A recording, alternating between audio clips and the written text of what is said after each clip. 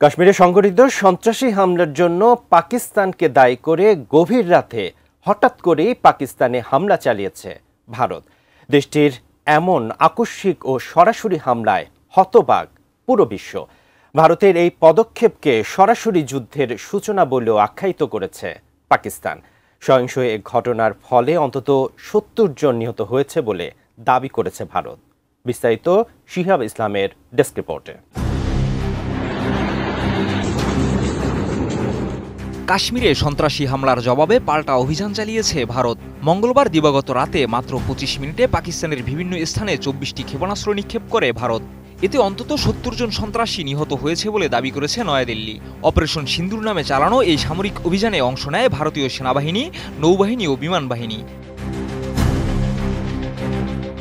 ভারতীয় পররাষ্ট্র সচিব বিক্রম মিশ্রি বুধবার এক সংবাদ সম্মেলনে জানান, মঙ্গলবার দিবাগত রাত ১টা ৫ মিনিট থেকে ১টা ৩০ মিনিট পর্যন্ত চলে এই অভিযান।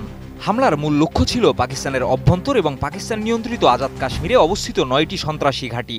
ये आतंकवाद की इंफ्रास्ट्रक्चर को समाप्त करने और भारत में भेजे जाने वाले संभावित आतंकवादियों को अक्षम बनाने पर केंद्रित है। डिजाइन, एलिगेंस, ब्यूटी, সেরা পণ্য সবার জন্য জেভিকো।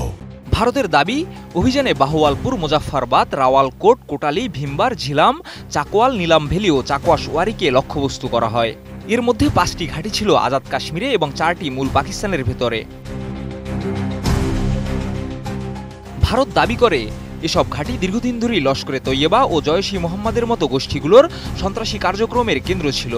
তাছাড়া বাহওয়ালপুরে জয়শের একটি বড় ঘাঁটি থাকার কথা আগে থেকেই জানা ছিল ভারতের গোয়েন্দাদের। সংবাদ সম্মেলনে থাকা কর্নেল সোফিয়া কুরেশি জানান, অভিযানে কৌশলগতভাবে পরিবর্তন এনে সুনির্দিষ্ট ও লক্ষ্যভেদী অস্ত্র ব্যবহার করা হয়েছে। ক্ষেপণাস্ত্রের পাশাপাশি স্যাটেলাইট নিয়ন্ত্রিত গ্লাইড বোমা ও লেজার গাইডেড প্রযুক্তি ব্যবহার করে হামলাগুলো চালানো হয়, যাতে কোলাটারাল ড্যামেজ বা পার্শ্ব প্রতিক্রিয়া কম হয়। এছাড়া পররাষ্ট্র সচিব মিশ্রি আরও বলেন, ২২ এপ্রিল জম্মু ও কাশ্মীরের পেহেলগামে সন্ত্রাসী হামলায় ২৬ জন নিহত হয়, যার প্রতিক্রিয়ায় এই সামরিক অভিযান চালানো হয়েছে। আমাদের পদক্ষেপ পরিমিত, আনুপাতিক ও দায়িত্বশীল। সরকারি সূত্রে আরও জানানো হয়েছে, হামলায় ভূমি ও আকাশ থেকে উৎক্ষেপণযোগ্য ক্ষেপণাস্ত্র ব্যবহার করা হয়, যাতে ৭০ জনের বেশি সন্ত্রাসী নিহত এবং ৬০ জনের বেশি আহত হয়েছে। যদিও হামলাটি বড় পরিসরে পরিচালিত হয়েছে, তবু পাকিস্তানের কোনো সামরিক স্থাপনাকে লক্ষ্যবস্তু করা হয়নি বলে দাবি ভারতের। নয়াদিল্লি বলছে, এটি ছিল সন্ত্রাস দমনে ভারতের একটি সুনির্দিষ্ট ও কৌশলগত পদক্ষেপ। শিহাব ইসলাম, এটিএন নিউজ।